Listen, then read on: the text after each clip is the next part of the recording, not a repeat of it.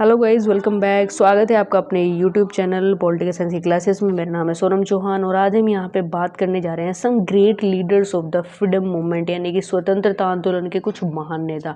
और इन सभी महान नेताओं को हम बारी बारी से डिस्कस करेंगे, लेकिन सबसे पहले जिस महान नेता से हम इसको स्टार्ट करने जा रहे हैं वो है ए.ओ. ह्यूम, यानी कि एलन ऑक्टेवियन ह्यूम। बहुत सारे लोगों की अभी भी यही धारणा है कि ए.ओ. ह्यूम ब्रिटिश गवर्नमेंट को सपोर्ट करते थे, उन्हीं के लिए उन्होंने कांग्रेस को इस्टेब्लिश किया था। बट ये कहीं तक भी सही नहीं है। देखिए, ए.ओ. ह्यूम ने कांग्रेस को इस्टेब्लिश किया, लेकिन उनके कुछ टारगेट थे, उनकी कुछ आइडियोलॉजी थी, उनकी कुछ थिंकिंग प्रोसेस थी, जिसके बेस पर उन्होंने एक ऐसा संगठन तैयार किया ताकि उसकी हेल्प से इंडिया को थोड़ा सा बेनिफिट हो सके। तो चलिए जानते हैं इनके बारे में। वीडियो को अंत तक देखना है। वीडियो पसंद आए तो लाइक करना, शेयर करना, और अभी तक सब्सक्राइब नहीं किया है तो चलिए फटाफट से सबसे पहले तो सब्सक्राइब कर दीजिए। तो चलिए स्टार्ट करते हैं। ए.ओ. ह्यूम कांग्रेस के संस्थापक थे। वो स्कॉटलैंड के निवासी थे और वे सन 1870 से यानी 1870 से 1879 तक भारत सरकार के सचिव रहे। उसके बाद अपने खुद के इंडिपेंडेंट की जो उनकी विचार थे, जो स्वतंत्र विचार थे, उसकी वजह से वो इस पद से उनको हटा दिया गया और 1882 में वो रिटायर हो गए। क्योंकि उनके जो विचार की जब हम बात करते हैं तो ए.ओ. ह्यूम के विचार बिल्कुल ब्रिटिश जो सोचते थे वो बिल्कुल उनके अगेंस्ट सोचते थे। बिल्कुल इंडिपेंडेंस उनके थॉट थे, उनकी आइडियोलॉजी बिल्कुल अलग थी। क्योंकि यूरोपियन से वो बिलोंग करते थे, यूरोपियन कंट्री से वो बिलोंग करते थे, बेसिकली स्कॉटलैंड से। और यूरोपियन कंट्री में जैसे ब्रिटेन की बात करें, फ्रांस की बात करें, डच की बात, पोर्चुगल, इंक्लूड स्कॉटलैंड की हम बात नहीं करेंगे, बट फिर भी स्कॉटलैंड ब्रिटिश में ही आता है, ब्रिटेन में ही आता है। वो एक डोमिनेंट कंट्री थी, वो सब पे डोमिनेट करने में बिलीव करती थी। बट वहाँ के निवासी होते हुए भी उनके जो विचार थे वो बिल्कुल उनके अगेंस्ट थे, बिल्कुल इंडिपेंडेंस थे। तो वो ज़्यादा समय तक ऐसी ऐसी पोस्ट पर वो बने न रह सके और उसके बाद वो रिटायर भी हो गए। इसके बाद 1885 में उन्होंने इंडियन नेशनल कांग्रेस को एस्टेब्लिश किया, उसकी नींव रखी। यद्यपि ब्रिटिश साम्राज्य के मित्र भी थे, वो बहुत मानते थे, बट भारत के साथ अंग्रेजों का संबंध बहुत हितकारी समझते थे। वो चाहते थे कि ब्रिटिश गवर्नमेंट का जो रिलेशन है वो इंडियंस के साथ काफ़ी अगर अच्छे बने तो उनके लिए काफ़ी हद तक बेनिफिशियल वो उस चीज़ को साबित कर पाएंगे, वो उस चीज़ को बता पाएंगे कि कितने ज़्यादा उनके रिलेशन उनके साथ सही हैं। लेकिन ब्रिटिश सरकार की जो भी नीति थे वो हमेशा उनके आलोचक रहे हैं, हमेशा उसको क्रिटिसाइज करते रहे हैं। क्योंकि ब्रिटिश गवर्नमेंट हमेशा से ही ऐसी पॉलिसी क्रिएट करती आई है जो कभी भी भारत के हित में तो वो कभी भी नहीं थी। तो इस चीज़ को लेकर भी वो हमेशा उसको क्रिटिसाइज करते रहे। वे भारत की गरीबी को देखकर बहुत ज़्यादा दुखी भी होते थे और भारतीयों की दयनीय दशा को सुधारने के वो पक्ष में भी थे। वो हमेशा सोचते रहते थे कि ऐसा क्या, मतलब ऐसी क्या एक्टिविटी, ऐसे क्या पॉलिसी, ऐसा क्या काम किया जाए ताकि भारत की जो दयनीय दिशा है, जो सिचुएशंस यहाँ पे ब्रिटिश के द्वारा मतलब बना दी गई है, उसको थोड़ा सा मैं सुधार सकूं। एक इतिहासकार लिखते हैं, उनका नाम यहाँ पे मेंशन नहीं है। उन्होंने कहा है कि कभी कभी ऐसा कहा जाता है, मतलब ऐसा कहा जाता है, कोई प्रूफली नहीं है, कोई ऐसा एविडेंस नहीं है विद प्रूफ कि हाँ ये कहा ही गया हो। किसने कहा है कुछ नहीं पता, बट उन्होंने कहा कि कभी कभी ऐसा कहा जाता है कि ह्यूम ने भारत में ब्रिटिश साम्राज्य को बचाने के लिए कांग्रेस को बनाया था। इसको साम्राज्य बचाओ सिद्धांत भी उन लोगों ने इसको बताया।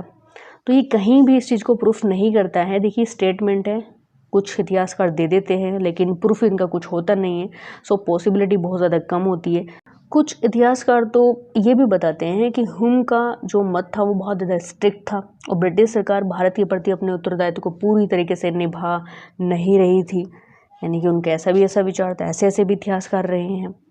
प्रॉपर रूप से कोई प्रूफ यहाँ पे नहीं मिलता है, बट फिर भी उनके विचार में राष्ट्र को राजनीतिक क्षेत्र में ऊंचा उठाने के लिए और सरकार के विरुद्ध, यानी कि जो ब्रिटिश गवर्नमेंट थी उसके विरुद्ध अगर अपनी कोई प्रेजेंटेशन देनी है, अपना कोई रोष, अपना कोई गुस्सा वहाँ पे जाहिर करना है, तो स्वस्थ रूप से, बहुत ही हेल्थी रूप से हम उसको प्रेजेंट कर सकते हैं विद कांग्रेस, एक ऑर्गेनाइजेशन के माध्यम से।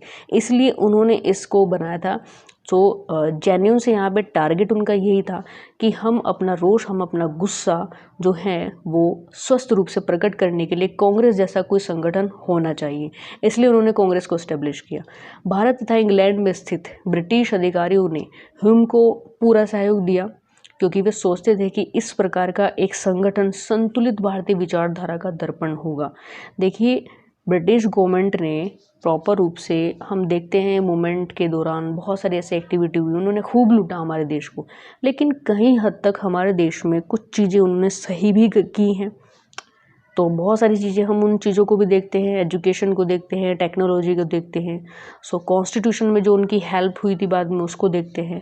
हम कांग्रेस के संस्थापक थे और इसलिए उनका नाम बड़ी श्रद्धा से लिया जाता है और कांग्रेस के प्रथम महासचिव भी रहे हैं।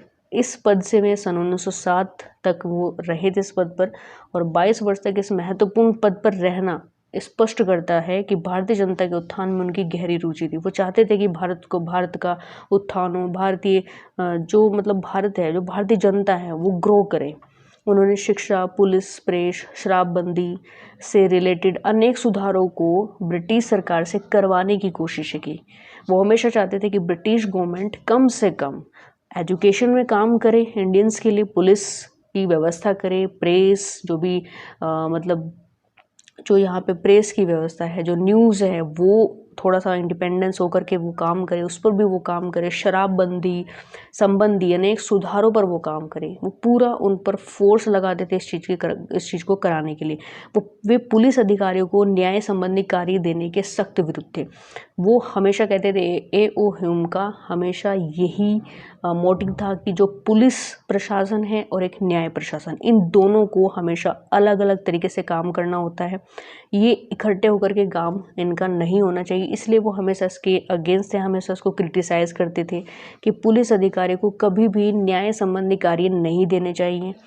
दक्षिण की भूखी जनता की सहायता के लिए उन्होंने 1890 में एक योजना भी तैयार की। उन्होंने सन 1895 में लोकमित्र, पीपल फ्रेंड नामक एक पत्र को भी सहायता दी। सो बेसिकली ये था A.O. ह्यूम से रिलेटेड कुछ बेसिक इन्फॉर्मेशन जो आपको पता भी होनी चाहिए। जब हम कांग्रेस के बारे में बात करते हैं, उसके बारे में स्टडी करते हैं, रीड करते हैं, उसको पढ़ते हैं, समझते हैं, तो A.O. ह्यूम को हम सबसे पहले नोट करते हैं, पॉइंट ऑफ व्यू से उसको पढ़ते हैं। सो A.O. ह्यूम का क्या बैकग्राउंड है, क्या उन्होंने इंडियंस के लिए किया, क्या उनकी आइडियोलॉजी थी, ये बेसिकली हर एक स्टूडेंट को पता होना चाहिए। और आज का वीडियो लेक्चर आपको काफ़ी हद तक पसंद आएगा। अगर ये वीडियो लेक्चर आपको पसंद आया तो इस वीडियो लेक्चर को आप लाइक करें, शेयर करें, और मुझे अप्रिशिएट करने के लिए मेरे चैनल को सब्सक्राइब कर सकते हैं। मिलते हैं नेक्स्ट लेक्चर में। Thank you. जय हिंद, जय भारत।